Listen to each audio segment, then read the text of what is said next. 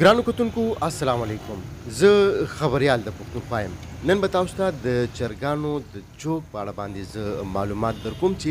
د چرګانو چوک پېښور ته د چرګانو چوک ولې وایي. ګرانو کتونکو څنګه چې د نوم نه تاسو ته معلومه ده چې دې ته د چرګانو چوک ځکه وایي چې د خواوشا علاقو نه چې کوم خلک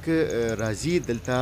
دغه چرګان اخلي یا چرګان چې کوم دی هغه خرڅوي دې ته موږ د چرګانو میله هم ویلی شو چې دلته خلک راځي او دغه د چرګ او چرګوړو چې کوم دی د هغې د خرڅولو او اخیستلو یوه سلسله دلته د کلونو راځي چې کوم دی هغه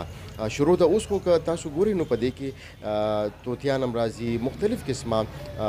مرغیانې دي، طوطیان دي، د کونترو والا چې کوم دی هغه هم دلته کې کونترې خرڅوي. سپي چې کوم دی چې کوم د اصل سپي وي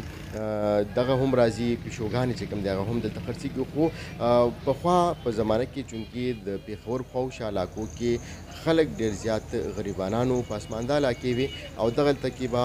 د زمیندارۍ یا د چرګ چرګوړو پالنه چې کوم دی هغه ډېره زیاته کېده او بیا د دغه چرګ چرګوړي چې په کور کې به لږه تنسا یا سختیا راغنو دغه خلکو به بیا چرګې راوړي د بازار ته او د چرګانو چوک کې دې چوک ته به یې چې راوړي نو په دې چوک کې به بیا دغه خلک چې کوم دوکانداره وو یا د دې ښار اوسېدونکي وو نو هغوی به دلته دغه چرګې اخیستې او بیا به یې کور ته وړي او بیا به د خوراک لپاره هم استعمالولې، د انډو لپاره چې کوم دی هغه به هم استعمالولې. اوس دغه یو باقاعده توګه باندې روزګار جوړ شوی دی او دلته کې دغه خلک راځي او دغه چرګان یا چرګ چرګوړي چې کوم دی هغه روړي. دغه یوه سلسله شروع ده. دې نوم ته دې چوک ته چې کوم دی بیا د باچا خان چوک په سرکاري توګه باندې د دې نوم هم کېښودی شو، خو په عامه توګه باندې که وکتلی شي نو اوس هم دلته چې څومره خلک راځي نو تازې د چرګانو د چوک په نوم باندې یادېږي. که چېرې تاسو د بل ستر ښار نه راځئ او دلته کې تاسو د چرګانو چوک یا ټکسي ته یا رکشې والا ته وایي نو هغه به باچا خان چوک دومره نه پېژني چې د چرګانو په چوک باندې دا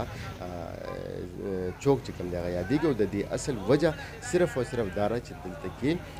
د چرګ چرګوړو میله چې کوم دی هغه لګي. په عام ورځو کې هم دلته کې خلک ناست دي او دغه چرګان چې کوم دی هغه خرڅي. ورسره نور دوکانونه هم د دې چرګ چرګوړو جوړ شوي دي. دا یو ډېر لوی روزګار جوړ شوی دی. خو هغه سلسله د پخوا راځي چې کومه یوه سلسله شروع وه چې دلته به خلکو د کلیوالي علاقو نه چې کوم دی خلک راتله هغوی به دلته دا چرګ چرګوړي خرڅول نو د هغې د وجې نه د دې پېښور د چرګانو چوک نوم چې کوم دی په دې باندې پوخ شوی دی. او اوس هم دغه سلسله تاسو ګورئ او بیا په عام ورځو کې کم خلک وي او بیا په داسې د جمعې ورځ چې کومه میله ده دلته کې ډېر زیات خلک وي. په ژمي کې بیا ډېر زیات خلک راځي یا که موسم ښه نو بیا دلته کې د خپې ایښودې ځای نه وي. خو چونکې اوس د ګرمۍ موسم دی د ګرمۍ د وجې نه تاسو ګورئ چې دغه خلک د دغه پل د لاندې چې کوم دی هغه ناست دي یا په فوټپاتونو کې چې کوم دی کې سوری دی هلته کې دغه خلک ناست دي او دغه چرګ چرګوړي چې کوم دی هغه خرڅوي. نو ګرانو کتونکو ګرانو اورېدونکو تاسو ته نن ما د چرګانو د چوک په اړه باندې لږ ډېر معلومات درکړه چې د چرګانو چوک ته د چرګانو چوک ځکه وایي چې دلته کې د چرګ چرګوړو ډېره لویه میله لګي او دلته کې د چرګ چرګوړو چې کوم اخیستل او خرڅول دي نو دا ډېر په غټ تعداد سره چې کوم دی هغه دلته کېږي. او نن سبا د چرګ قیمت چې کوم دی نو هغه 200 یا 500 نه دی بلکې 50,000 شپېتو د لکونو روپو چرګان چې کوم دی هغه دلته کې خرڅېږي او دغه شان دغه د هاو کورنۍ چرګې چې کوم دی هغه خرڅېږي. خو که نن سبا موږ وګورو نو دغه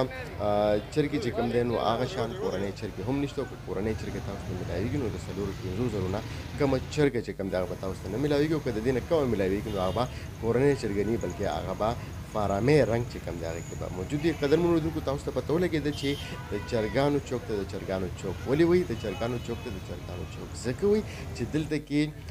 د چرګانو د اخیستلو او خرڅولو یوه سلسله د پخوا راځي روانه ده.